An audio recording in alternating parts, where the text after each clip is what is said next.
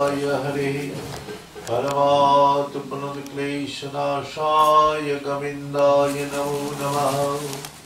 ॐ नमो भगवते वसुदेवाय नमः। ॐ श्री परमात्मने नमो नमः।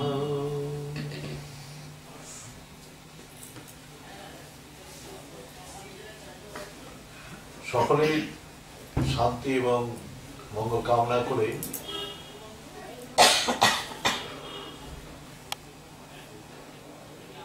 আমরা সকলেই আশীর্বাদ চাওয়ার জন্য আসি, কিন্তু আশীর্বাদ চাইলে পাওয়া যায় না। এখানে কর্মের দ্বারা সেটা লাভ হয়। সবাই বলে আশীর্বাদ করেন, আশীর্বাদ করেন, আশীর্বাদ করেন। আবার অনেকে বললে আশীর্বাদ করে গেল, আমার কাজই হলো না। এর মধ্যে কোথায় ভুলটা রয়েছে সেটা হচ্ছে, ভগবান বলছে যে আমি সকলকে কৃপা করেছি, সকলকে কৃপা করেছি নির্বিশেষে, মানে আমার যত সৃষ্টির মধ্যে আছে সকলকে আমি কৃপা করেছি। কৃপা করার অর্থ হচ্ছে যে আমি তাকে সব কিছু দিয়ে দিয়েছি শান্তি এবং সুখ পাওয়ার জন্য বা আনন্দ পাওয়ার জন্য। তার মধ্যে সব দেওয়া আছে, কিন্তু সে সেটাকে পাবে কখন? কর্মের দ্বারা লাভ হবে। এই কর্ম ছাড়া কোনোভাবেই তার লাভ হতে পারে না। তাই জন্যে সবাই যে একটু ফুল ফল আর একটু ঠাকুরের পূজা দিয়ে মায়ের কাছে বলে, মা তুমি আমাদের কৃপা করো। কৃপা অর্থ আমি অনেককেই বলেছি বারবার, যে কৃপা মানে কর্ম করে পাওয়া। ক্রি ধাতু থেকে কর্ম, কর্ম করে পাওয়াকে কৃপা বলা হচ্ছে। এখন আমাদের কৃপা করেন, কৃপা করেন, আর কৃপা তো অলরেডি করেই দিয়েছি। ভগবান বলছেন যে দেখো, আমি তোমাকে কৃপা করে এই মনুষ্য দেহ দিয়েছি এবং এই মনুষ্য দেহের মধ্যে আমি স্বয়ং এসে বসে আছি এবং আমার তোমার ভিতরে আমি বিরাজমান।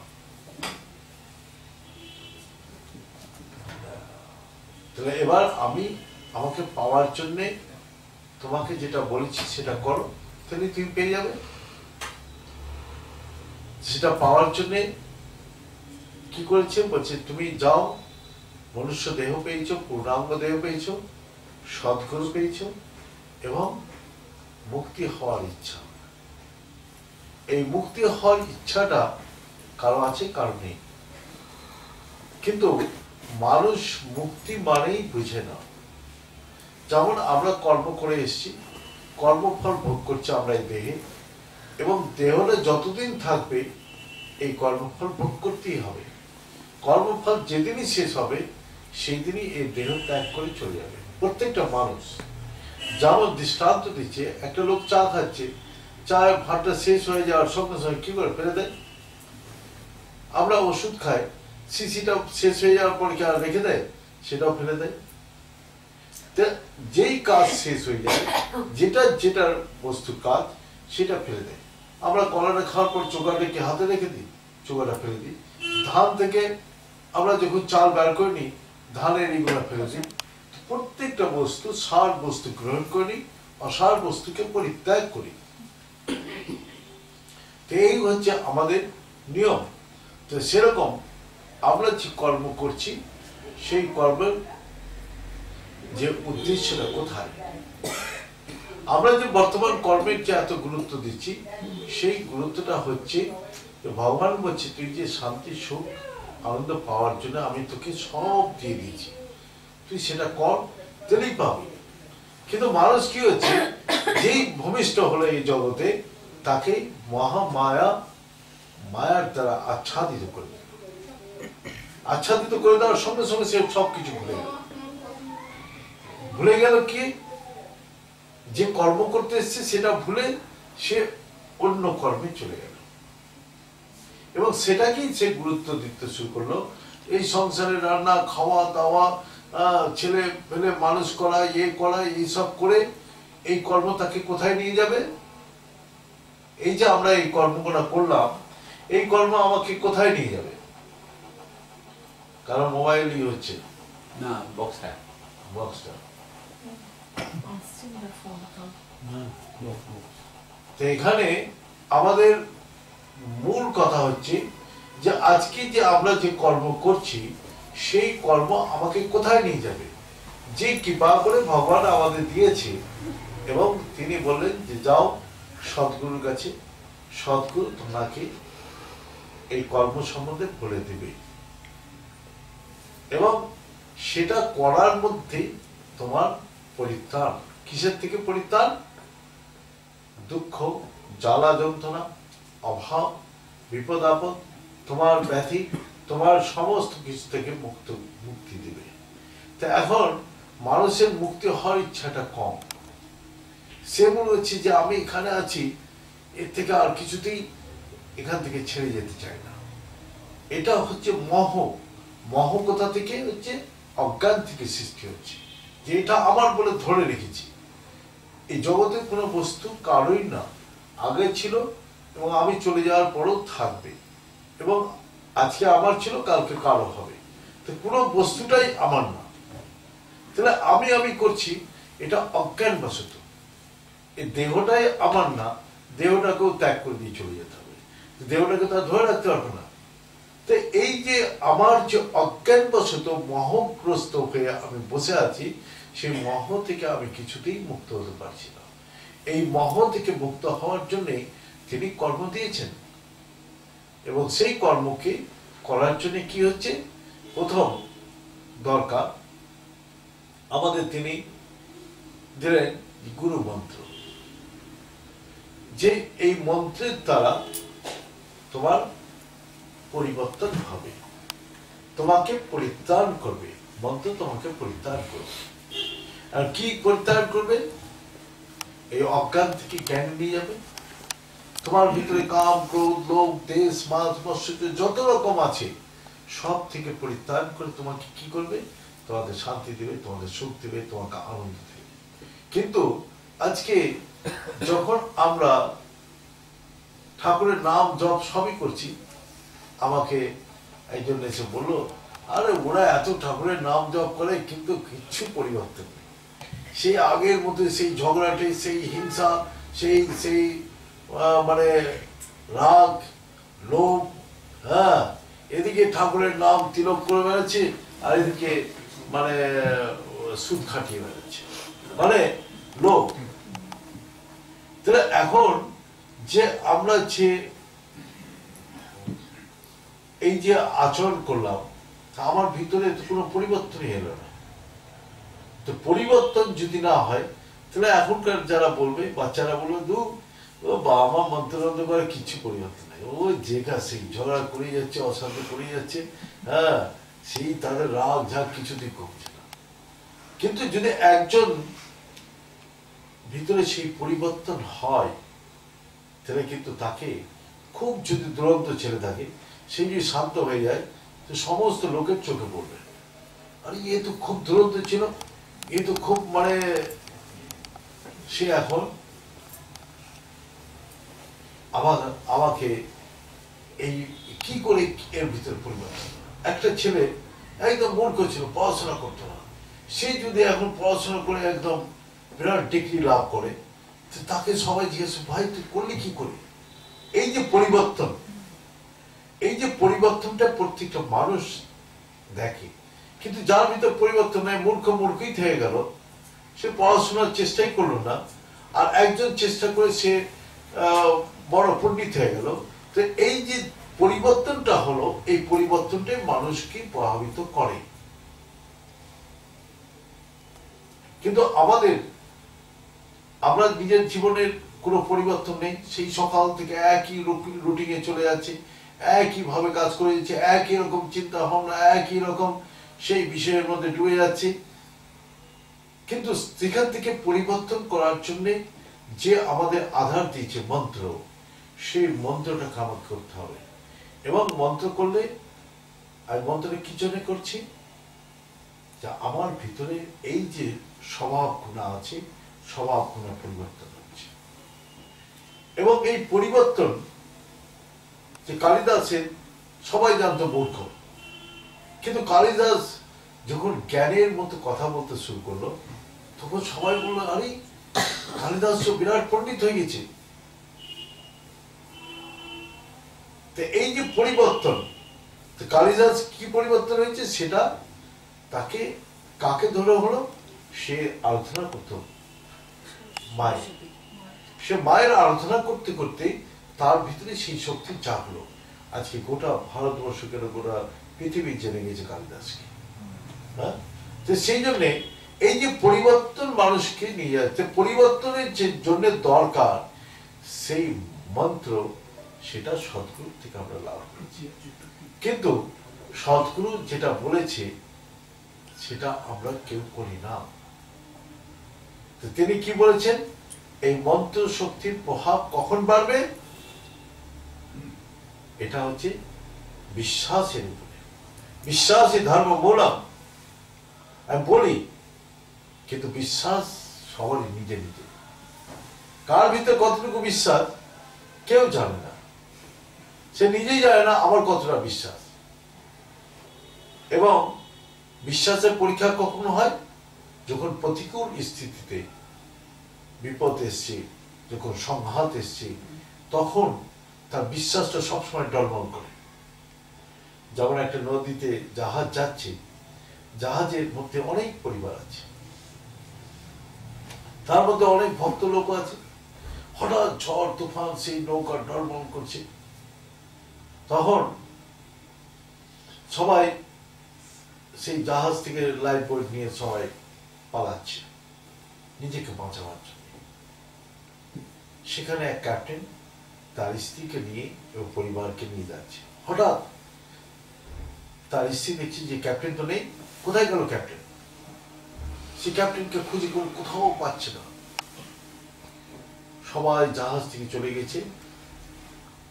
তখন সে ভাবছে কি করব।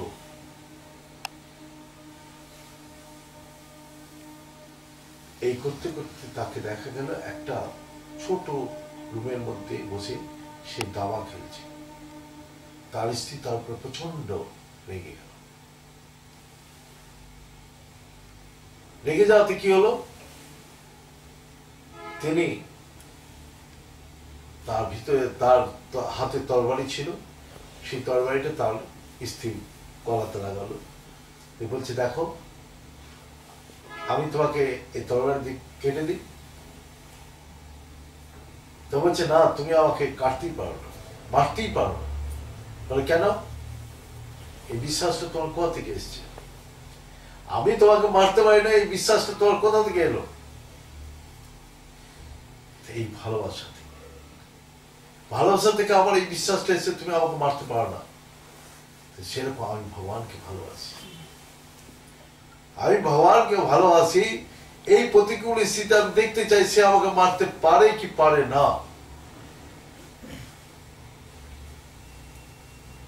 আমার ভগবানকে ভালোবাসলে তার বিশ্বাসটা আরো দৃঢ় হয়।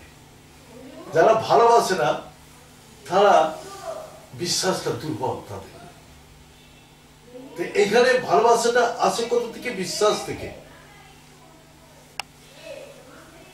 এই বিশ্বাসটা যখনই আসবে তখনই তাদের এই সম্পর্ক আরো গাঢ় হয়। সেরকম ভগবানের সঙ্গে বিশ্বাস যত বাড়বে তত তার সঙ্গে আমার সম্পর্ক করবে।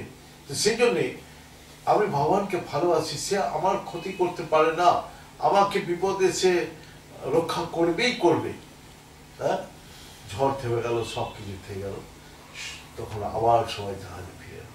তারপরে আমাদের দেখা গেল যে যারা জাহাজ ছেড়ে গিয়েছিল লাইফ বোট নিয়ে নিজেকে বাঁচাবার জন্য, তারাই ডুবলো। কিন্তু যে বিশ্বাস ধরে ওখানে বসছিল সেই একমাত্র বাঁচল। যেখানে ভয়, যে ভয় থেকে তারা পালাচ্ছে যে আমরা কিনারে পৌঁছে যাব, তারাই ডুবলো। কিন্তু যে নৌকা ডুবছিল, যে জাহাজ ডুবছিল, সেই জাহাজে যারা থাকলো তারাই বাঁচলো, বাকি সব ডুবে গেল। তাই জন্য আমাদের বলছে সংশয় আত্মা বিনশ্যতে। যারা সংশয় নিয়ে এই রাস্তায় চলবে, এই ঠাকুর আছে কি নেই কোনো ডাউট, তারা কিন্তু সে ভালোবাসতে পারবে না। বিশ্বাস যেখানে নেই সেখানে ভালোবাসা আসতেই পারে না। সংশয় যেখানে সবসময় সন্দেহ ভাব আছে কি নেই কোনো ঠিক নেই, তারপরে ওর ভিতর কোনো ভালোবাসা আসতেই পারে না। সেই জন্যে আমাদের তার অস্তিত্ব আছে, সেটা যদি আমি যখন বুঝবো তখনই আমার ভালোবাসাটা আর গাঢ় হবে। সেই জন্য আমাদের ভালোবাসাটা কতক্ষণ থাকে, একটা লোক যতক্ষণ জীবিত আছে তার সঙ্গে আমার ভালোবাসাটা আছে। যেই মারা গেল তারপর আমাদের ভালোবাসা শেষ। কেন? ওই দেহটা মিথ্যা বোধ হলো, যেদিনই মিথ্যা বোধ হলো সেই দিনই ওখানে শেষ হয়ে গেল। যতক্ষণ সত্য বোধ হচ্ছিল ততক্ষণ কিন্তু আমাদের ভালোবাসা ছিল। সেরকম আমাদের হচ্ছে যে সত্যের সঙ্গে ভালোবাসা, মিথ্যার সঙ্গে ভালোবাসা নয়। তা আমরা যেই মিথ্যা বোধ করলাম আমার ভালোবাসা নষ্ট হয়ে গেল, সেই দেহের প্রতি আর ভালোবাসা থাকলো না। আমরা প্রত্যেকেই এই বাস্তব জীবনে আমরা দেখতে পাই, যতক্ষণ সে জীবিত আছে ততক্ষণ তার জন্য কত রকম সেবা, কত রকম তার আপ্যায়ন, কত রকম তাকে ভালোবাসার উপহার দিচ্ছে। কিন্তু যেই দেহটা মা এই হলো তখন বলছে নিয়ে যাও, নিয়ে যাও, শোয়া হয়ে যাবে, ঘর অপবিত্র হয়ে যাবে, তাকে নিয়ে যাও এখান থেকে। দুর্গন্ধ, কিছুক্ষণ রাখলে দুর্গন্ধ বেরোবে, কিছুক্ষণ পরে ভয় সৃষ্টি হবে, হ্যাঁ, যে ব্যাকটেরিয়া বিভিন্ন রকম এই না হয়ে যায়, তাকে নিয়ে যাও। তো এই ধরনের মিথ্যা থেকেই আমাদের কি হয়, যে সেই ভালোবাসাটা শেষ হয়ে যায়। তো মিথ্যা, আমরা এই মিথ্যাময় জগতে সমস্ত দেহবোধ দ্বারাই আমরা সবাইকে ভালোবাসি থাকি, কিন্তু দেহ তো মিথ্যা, এই জন্য আমাদের সম্পর্ক ছিন্ন হয়ে যায়। কিন্তু যদি আত্মা, এর ভিতরেই সে আত্মা, যে দেহ ত্যাগের পরেও সেই আত্মা থাকবে, আত্মা আছে বলেই আমাদের সকলের প্রতি এই ভালোবাসা। কিন্তু আত্মা যেই বেরিয়ে চলে যাবে সেই আর দেহকে কেউ ভালোবাসবে। ভালোবাসে এখন কাকে? এই জীবিত অবস্থায় আত্মাকে। এই আত্মাকে যদি আমরা ভালোবাসতে পারি তাহলে আমাদের ভালোবাসাটা চিরকালের থেকে যাবে। তো তাই জন্যে যে ঠাকুর রামকৃষ্ণ যে আত্মা দিয়ে সমস্ত জগৎকে ভালোবেসছে, তাই জন্য তার ভালোবাসা নষ্ট হয়নি। সমস্ত লোকই তাকে এখনো পর্যন্ত ভালোবাসছে। তো তাই জন্যে সে তাকে সবাই এখনো মনে করে ঠাকুর আমাকে বোধহয় ভালোবাসছে আর আমি ঠাকুরকে ভালোবাসি। তো তারপরে কি, তার ভালোবাসা সেই আত্মিক সম্বন্ধের দ্বারা, দৈহিক সম্বন্ধের দ্বারা নয়। তো তাই জন্যে এই ভালোবাসাটা চিরকাল থেকে যায়। আর আমাদের যে দৈহিক ভালোবাসা সেটা দেহের সঙ্গে সঙ্গে আস্তে আস্তে খতম হয়ে যায়। তো তাই জন্য আমাদের তাহলে এখন এই বিশ্বাসটা কোথা থেকে আসবে? ভালোবাসা থেকে আসবে। আর একটা বিশ্বাস আমাদের কর্মের দ্বারা। এখন একদিন শিব ঠাকুর আর মাতা পার্বতী বসে আছে, তো তিনি জিজ্ঞাসা করছেন, হে প্রভু, এই সমস্ত জগৎকে রশি দিয়ে বেঁধে রেখেছে, হ্যাঁ, সমস্ত জগৎকে যে বেঁধে রেখেছে, সমস্ত জীবকে বেঁধে রেখেছে, এর মালিক কে?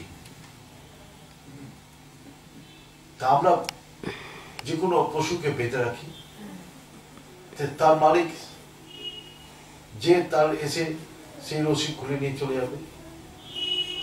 তো মালিক যে সেই বেঁধে রেখে যেতে পারে, এই জগৎকে যে বেঁধে রেখেছে, সমস্ত জীব জগৎকে, তার মালিক কে? এখন শিব ঠাকুরকে জিজ্ঞাসা করেছে। শিব ঠাকুর বলছে, আমি কতবার বলেছি, কতবার আমি দেবী তোমাকে বলেছি, তুমি ভুলে যাও বারবার। কিন্তু এবার তিনি আর ডাইরেক্টলি বললেন না। কি করলেন? বললেন যে দেখো, আমি তো সবসময় ধ্যানে মগ্ন থাকি, আমার এই দুনিয়া সম্বন্ধে কোনো বোধই নেই, আমি কিচ্ছু জানি না, ভোলেনাথজি বললো আমাকে তো সবাই ভোলেনাথ বলো, আমি কিচ্ছু জানি সব ভুলে বসে আছি, তুমি যাও না, ব্রহ্মাজি সবসময় সৃষ্টি করছে, ব্রহ্মাজির কাছে যাও। তার স্ত্রীকে বললো যে ব্রহ্মাজির কাছে যাও, ব্রহ্মাজি তোমাকে এই সম্বন্ধে বলবে, তিনি সৃষ্টি করছেন, তিনি বলবেন যে এই জগৎকে কে সমস্ত বেঁধে রেখেছে পশুর মতো। ব্রহ্মাজি যেটি সে দাঁড়িয়ে বলল, মা আপনি এখানে, যে ত্রিকালদর্শী সর্বজান্তা সর্বনিয়ন্তা সেই ভোলেনাথকে ছেড়ে আপনি এখানে এসেছেন। তিনি তার কাছে বসে এমন কোন বলছে না না ওই জানে না, যে কথা চলে এসছে সে জানে না। তার মানে যে এটা যে স্বামীকে এখনো যারা পাতা, এরা সেই যুগও ছিল সেরকম ভোলেনাথ, তারা ভোলেনাথ মানিয়ে রাখতে ভালোবাসে, তো সেই জন্যে ভোলা ভালা। সেখানেও আমরা দেখতে পাই যে মাথা বলছে না, তিনি জানেন না, তিনি আমাকে পাঠিয়েছেন, আপনি জানেন। এবার ব্রহ্মাজি ধ্যান দিয়ে দেখলে যে না, এটা ভোলেনাথেরই ইচ্ছা যে তাকে এই জ্ঞানের জন্য এই কর্ম করাবে। এবার বলে মা আমি তো সমস্ত সময় কাজে, সৃষ্টির কাজে ব্যস্ত আছি, আমার মাথায় এসব কিচ্ছু নাই। ভগবান নারায়ণ বিষ্ণু তিনি এক জায়গায় বসে সমস্ত জগৎকে পালন করছে, তার কাছে যাও, সে আপনাকে এই কথাটা বলে। এবার আসতেই ভগবান বিষ্ণু উঠে বলছে, মা আপনি এরকম জগৎ জননী, আপনি সমস্ত জ্ঞাতা, সমস্ত শক্তির অধিকারী, আপনি আমার কাছে কি জন্য এসেছেন? বলে না আমি এসছি, আমাকে পাঠিয়েছে আমার স্বামী এই কথাটা জানার জন্য, জগৎকে কে এই রশি দিয়ে বেঁধে রেখেছে। তিনিও ধ্যানে জানলেন এটা দেবাদিদেব মহাদেবেরই ইচ্ছা যে এর মাধ্যমে তাকে শিক্ষা দেওয়া, কর্মের মাধ্যমে। এইবার তিনি বলেন মা আমি একটা উপায় বলে দিতে পারি। বলে কি? এই যে রশি দেখা যাচ্ছে, এই রশিটা ধরে চলে যাবে, এই রশি যেখানে শেষ হবে, যে অন্তিমে যে বসে আছে সেই এই জগতের মানুষ। এইবার সেই রশি ধরতে ধরতে সেই একদম শেষে গিয়ে দেখছে যে কি ওখানে দেবাদিদেব মহাদেব চলে আসে, তার স্বামী সেই ভোলেনাথ সে ওখানে বসে আছে। তখন সে রেগে লাল, এত খাটাখাটি করলে, তুমি যে মানে জগতের স্বামী, জগতের যে তুমি বলে আমার এক নাম হচ্ছে পশুপতিনাথ, তুমি তো জানো সমস্ত জগৎকে আমি মানে নাথ মানে হচ্ছে মালিক, সমস্ত জগৎকে আমি বেঁধে রেখেছি, পশুপতি সমস্ত জগতের জীবের সমস্ত মালিক সেই পশুপতিনাথ আমার নাম তুমি জানো, তুমি বারবার বলেছি কিন্তু বারবার ভুলে গেছি। কিন্তু এই কর্মের মাধ্যমে তুমি যখন জ্ঞান লাভ করবে সেটা চিরস্থায়ী হবে, তার আগে নয়।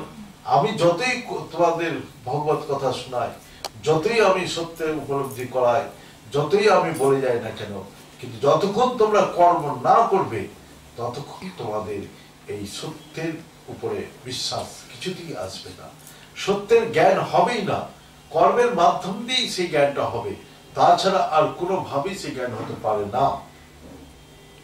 তাহলে এখন আমাদের এই বিশ্বাসটা তাহলে বাড়বে কি? একটা ভালোবাসা আর একটা এই কর্ম। তো কর্মের মাধ্যমে, তো কর্মটা কি? যে এখানে বলছে যে আমরা যেটা আমাকে গুরুদেব দিয়ে গেছে সেই মন্ত্র মূলক গুরুর বাক্য, গুরু যেটা বলে গেছে যে তুই এইটা কর, এটা করলে তো অসীম কল্যাণ হবে, তোকে এর থেকে সব কিছু পার করবে। তো এই যে কথাটা তিনি বলে গেলেন, এই কথাটা তার বাক্যটাই হচ্ছে মন্ত্রের মতো পালন করতে হবে। তাহলে মন্ত্রের মতো পালন কখন হবে? যখন আমি সেটাকে ক্রিয়াত্মিক করবো, মানে কর্মে নিয়ে আসবো। আমি মন্ত্র বলা এই মন্ত্র করো, হ্যাঁ এই নিয়মে চলো, কিন্তু না নিয়ম করে না মন্ত্র করে, তাহলে কি হবে? আমি কোনো কর্ম করলাম না, তাহলে আমার কি করে সেই জ্ঞান হবে, সেই বিশ্বাস হবে, বা তার সঙ্গে আমার ভগবানের সঙ্গে কিভাবে যোগ হবে? কিছুতেই হতে পারে না। তখন আমার কি হলো, যা আমি হারিয়ে ফেললাম, কর্ম ছাড়া আমার কোনো শক্তি বা জ্ঞান হতে পারে না। তাহলে এবার কর্মের মাধ্যমে আমাদের ভগবানের সঙ্গে সংযোগ ঘটাচ্ছে, সত্যকে বোধ করাচ্ছে আর মিথ্যাকেও বোধ করাচ্ছে। জ্ঞান যতক্ষণ না আসবে এই সত্য মিথ্যা বোধ হবে না। যে আমাদের দেহ সত্য কি মিথ্যা, কি আত্মা সত্য কি মিথ্যা, সেটা তখনই বোধ করবে যখন আমাদের কর্মের মাধ্যমে জ্ঞান হবে, তার আগে নয়। দ্বিতীয় কথা হচ্ছে যে এইবার আমাদের ভালোবাসা কর্ম, আর এরপরে হচ্ছে যে এক পণ্ডিত মশাই সে দীর্ঘকাল শাস্ত্র, সমস্ত শাস্ত্র কণ্ঠস্থ করে ফেলল।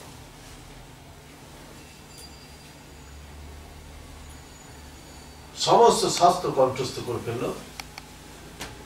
তারা বইয়ের একদম পোকা হয়ে গেল, বই থেকে খুঁজে খুঁজে খুঁজে খুঁজে সব ভগবান ভক্ত সমস্ত কণ্ঠস্থ করে।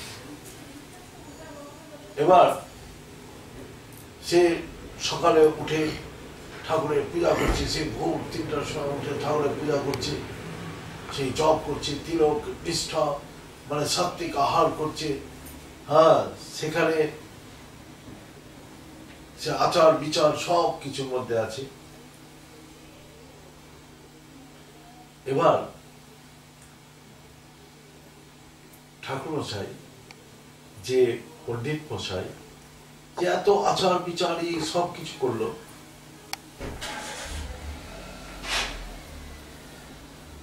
এরপর তার এক গোয়ালিনী তাকে দুধ দেয়। হ্যাঁ, গোয়ালা সে বললো, দেখো ভাই, আমাকে তুমি 5টার সময় দুধ দাও, না তো আমি 6টার সময় দুধ দাও, আমি পাঠ করতে যাই, ভাগবত পাঠ, তার আগে আমাকে দুধ দিতে হবে। তো বললো, দেখেন ঠাকুর, আমি তো অনেক সকালে আসার চেষ্টা করি, কিন্তু কিছুতেই নদী পার হতে পারি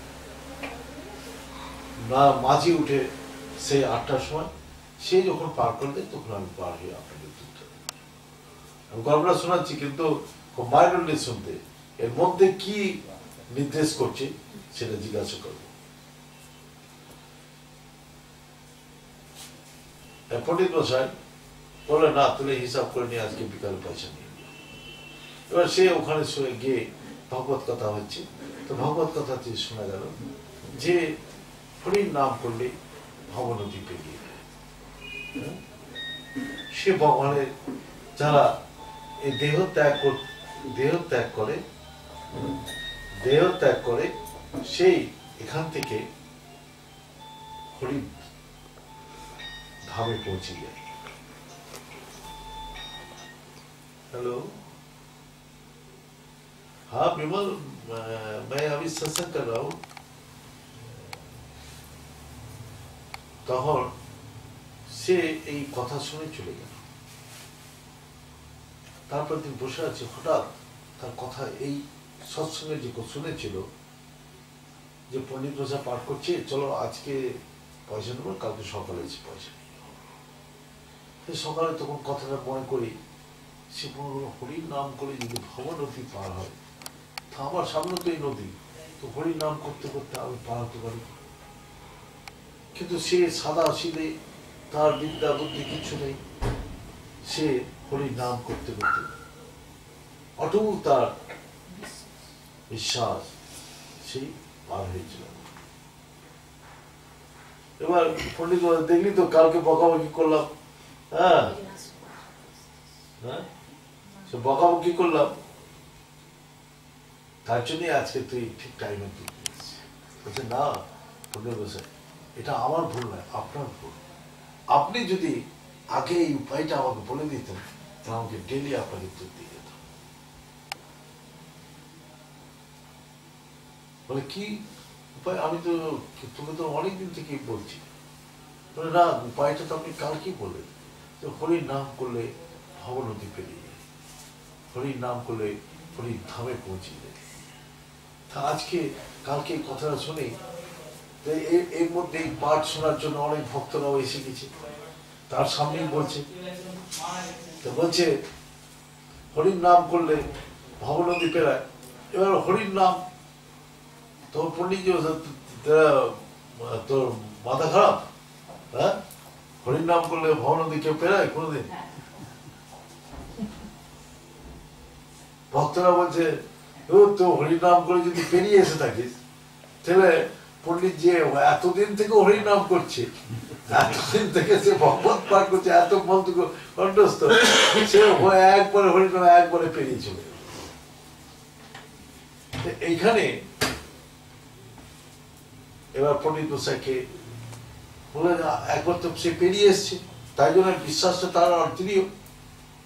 এইবার তাকে বললো যে ঠিক আছে দেখাও সব ভক্তদের সামনে, সে তো পেরিয়ে এসছে, তার মধ্যে তিনিও বিশ্বাস। সে বললো যে এই হরির নাম করতে করতে সে পেরিয়ে চলে গেল। এবার যখন সে পেরিয়ে চলে গেল, কিন্তু সবাই দেখলো পুলিশ আপনি তো এতদিন থেকে করছেন ধ্যান পূজা পাঠ, আপনার এত সব, আপনি তো পারাবেন। এবার কিন্তু পণ্ডিতজি যখন জলে নামছে, সে ধুতি ভিজে যাবে বলে ধুতি উঠাচ্ছে। এখানে এখানে আমাদের কি শিক্ষা দিতে যাচ্ছে?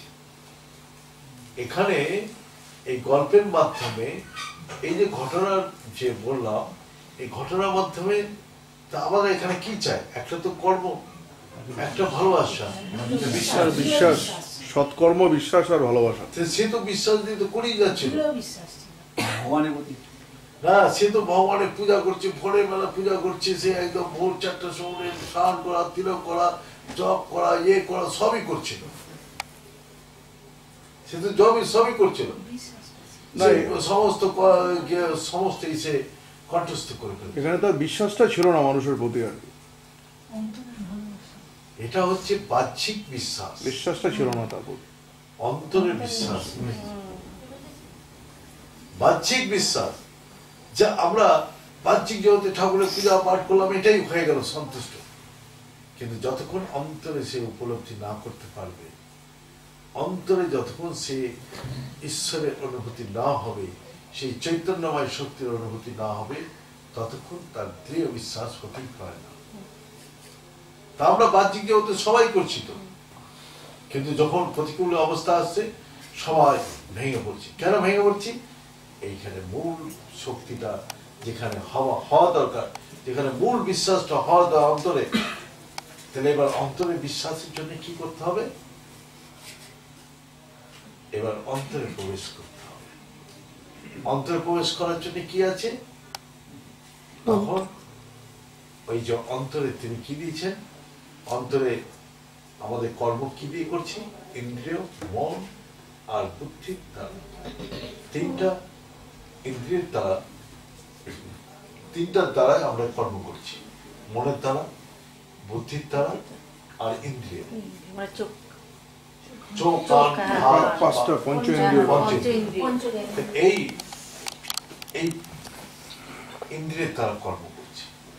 তো আমরা মনের দ্বারা, বুদ্ধির দ্বারা, ইন্দ্রিয়ের দ্বারা কাজ করছি।